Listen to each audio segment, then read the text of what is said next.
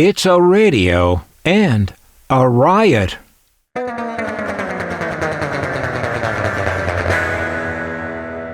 A design riot.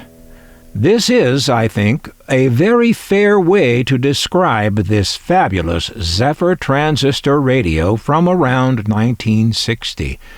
It's made in Japan and seems to have been designed by silly people.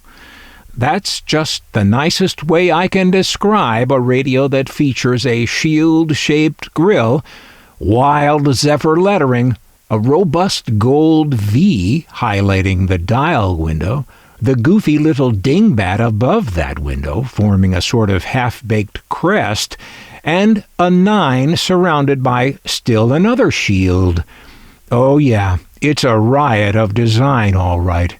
The straight lines and boxy shapes that were coming to dominate product design in the 1960s were nowhere to be seen on this curvy, flowing, giddy design.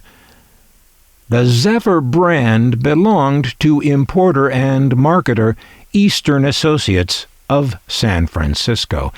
It's assumed by most that this radio was not only made but designed in Japan, but it's likely that the importer in the U.S. had at least some involvement in the way this terrific radio looks. The radio uses the underpainted plastic technique to excellent effect. I talk about that technique at length in another video on this channel, where we see examples of it in cars, jewelry, and appliances. It first came into vogue with the advent of clear plastics in the 1930s.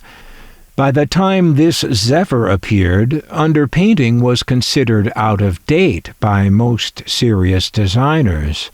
But the last thing you'd call the designers of this bombastic Zephyr is serious. From all the goofy trim details on this radio already mentioned, we can tell that its designers weren't all that worried about what may or may not be in style, or what may or may not be good taste either. They didn't care. They were going for flashy, obviously, and they obviously succeeded.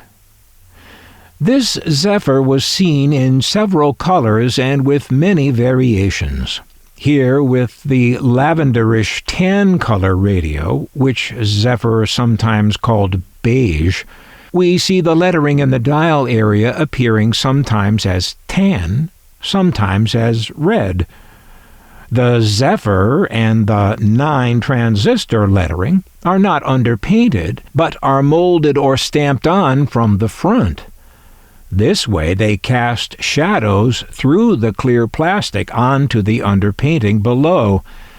Other aspects of this design may appear wild and haphazard, but that shadow thing was planned. These beige variants we just looked at are made in Japan, where the red one in the box here is a Hong Kong model, which has a slight bluish cast to the white dial area.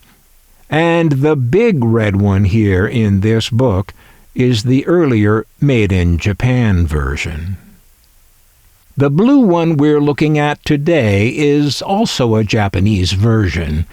In addition to the external variations seen on this model, there were at least 3 totally different chassis used during the model run.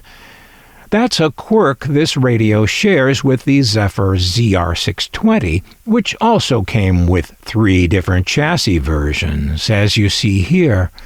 One of those chassis seems to be transformerless, and we saw the same thing with one of the 9-transistor ZR930 chassis. It's a nice-looking carrying case, the kind of case that looks even better with a little wear on it. As you might guess, this radio is a favorite among collectors, as are quite a few other less fantastic but still quite stunning Zephyrs. The Zephyr's cousins, the Globals, also occupy an honored place in any transistor radio collection. I was going to say any serious transistor radio collection, but no. I can see where some might argue with me that these Zephyrs and Globals don't belong in a serious transistor radio collection because they are not serious radios. Fine, if that's the way you feel about it. More for me.